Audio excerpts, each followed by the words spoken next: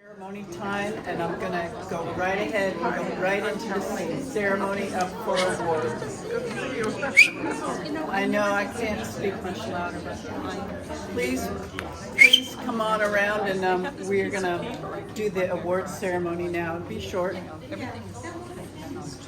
First thing I'm going to do is read to you the comments that were left about the judging process by our judge, Lynn Celta, who couldn't be with us today because she chose to be with her new grandchild today down in Florida. So we wish her the very best. Lynn is a very seasoned painter. You'll see one of her works on the wall of the Crooker Gallery just as you enter. She is really known for her rocky seascapes and is very well represented at local galleries and in other states as well. Teaching and painting for many years, and we were honored to have her be our judge. So these are her comments about the judging process. She says, "First and foremost, I'd like to say thank you to the Pastel Society of Maine and its members for entrusting me with the task of judging your winter members show. It's a privilege to be asked, and it is never an easy job to make the final decisions.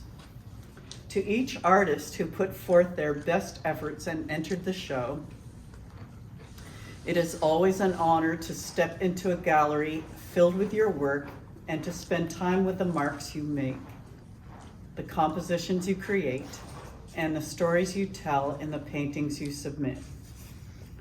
For a judge, the ultimate task is to be impartial, to do our best to look at your work in a way that takes into account all the technical aspects of the painting process, from composition to color palette to format and perspective, use of value and shape and form, all the way to lines and edges and balance. But we also have to evaluate more subjective elements such as impact and emotion and intent. We have to assess your ability to use the medium to its best advantage, and we have to look for the narrative you're creating. Lastly, but perhaps most importantly, we look for that immeasurable quality in a piece that sets it apart, the unique quality that utilizes the artist's ability to manipulate the medium, to combine technique with emotions and intent to create a piece that speaks on many levels and that brings something personal to the table. We are each at a different place in our personal artistic journeys. There will be both losses and triumphs along the way. But it's good to remember that every time we enter a show or hang our work in public, we are taking another step forward. To the award winners, I congratulate you on your exemplary efforts. I know how hard you have worked to reach this point! Exclamation mark. Your paintings show an in-depth knowledge of the medium paired with impactful narratives. To the rest of the wonderful artists in the show, I congratulate you as well. I am one judge, and my choices today might be different from those that another judge might make. They might even be different if I were judging this same show a month from now. But ultimately, you have earned a place on the walls of this beautiful exhibit, and your work hung together shows the depth of this group's talent. Always remember, a judge always has only a limited number of awards to distribute, and you may never know if your painting was the next in line. You will never know whether or not the judge had to struggle with a choice between two paintings to make the final decision about that last award. I have enjoyed spending time with all of your work. I wish each and every one of you the best as you continue along your artistic paths. Nice. Gracious. So So I will do the certificate, the awards here. And I start with honorable mention given to Carolyn Dubois for acquisition. Yay!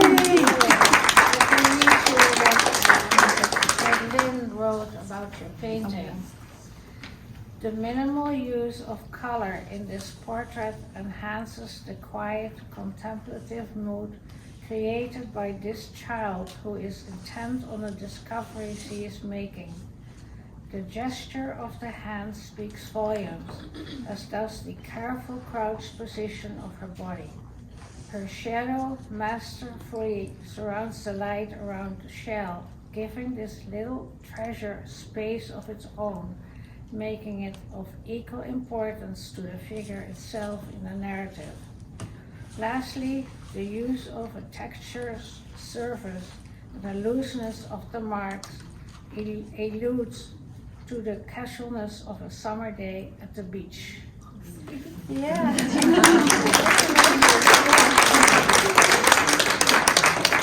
And Carolyn's painting is over there in the gallery. The next one is Every Creative Endeavor by Mary Beth Martin.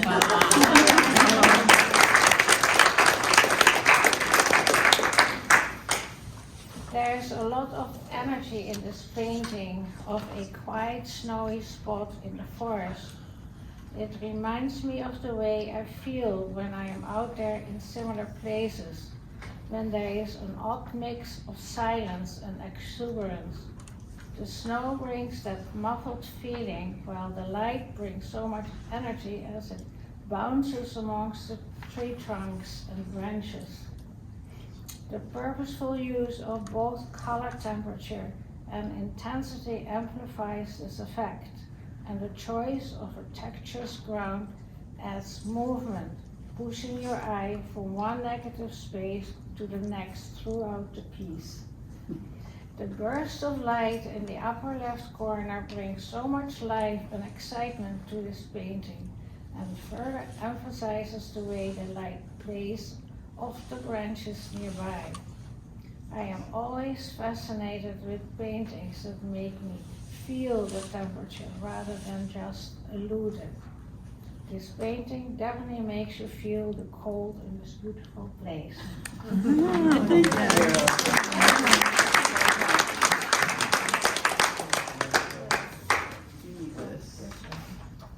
Thank you.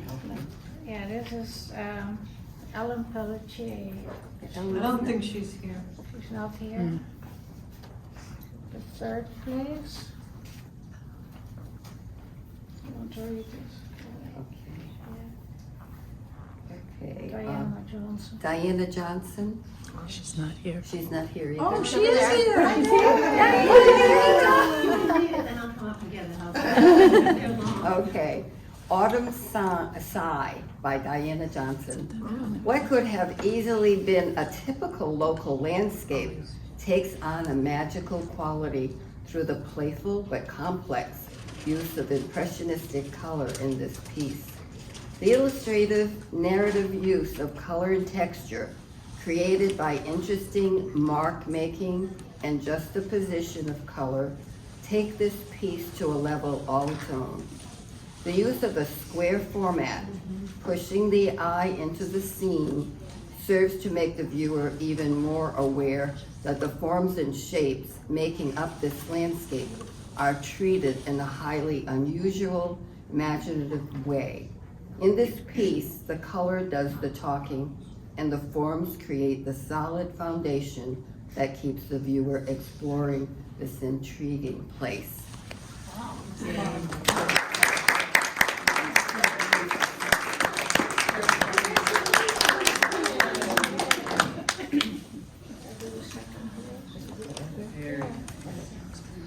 Second place is Beach Bounty by Susan Caniff. Yes. This small but sophisticated still life immediately caught my eye, and it made me want to explore. The arrangement of shells is well considered, and I especially love the luminous dot of white at the top of the snail shell that sits directly above the mussel shell. The rendering of the textures of the shells is especially well done, and the supple, muted colors allow you to almost feel the residue of salt on them. The dark echoes of the colors of the shells that are found in the deep, rich colors of the surface they are arranged on is a gorgeous choice by this artist. The choice of a square format is perfectly suited to this painting, and the angled edge that shows in the upper left is an intriguing addition to the background, keeping the surface fresh and interesting and not allowing the background to become static. This is a piece where technical mastery meets narrative with a quietly powerful result.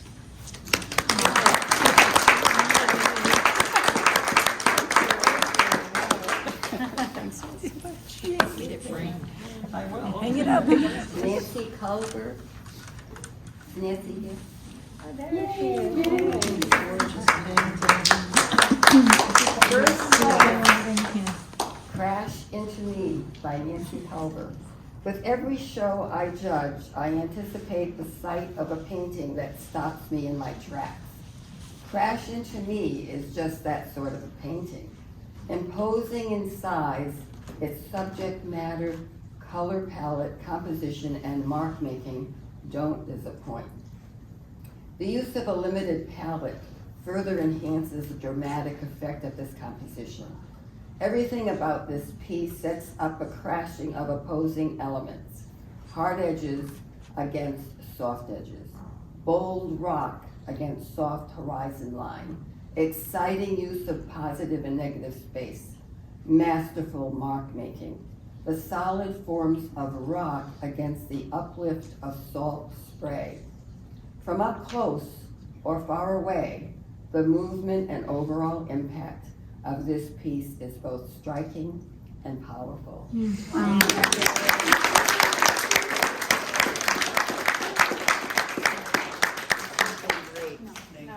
We have a raffle, and it's free. Is there anybody that hasn't signed the paper? The raffle. Otherwise, we're going to do it, and there'll be 6 prizes. It's the Canton paper, and so we will have 6 winners. You want to pick? Okay. You can read it. Loretta Turner. Oh, Turner. Loretta Turner. She wanted to win. I said Loretta and I thought, oh, yeah. So you're a Loretta too. Yes.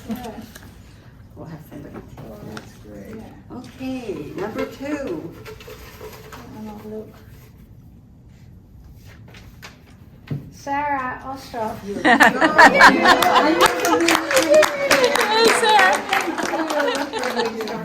I never win anything. This is amazing. Thank you. Great colors. Joelle Feldman.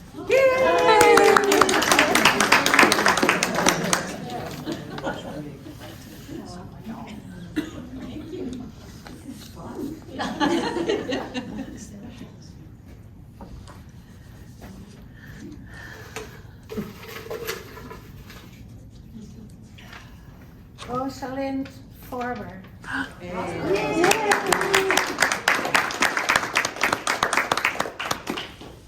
Congratulations.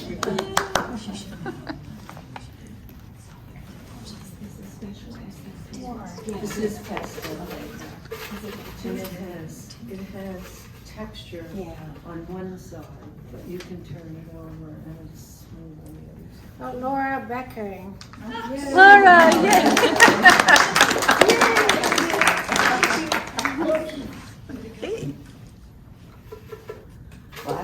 Last one.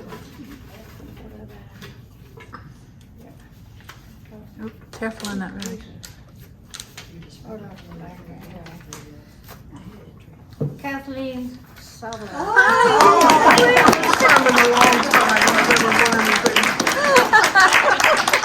Congratulations, this was fun. This is Hey, this is great.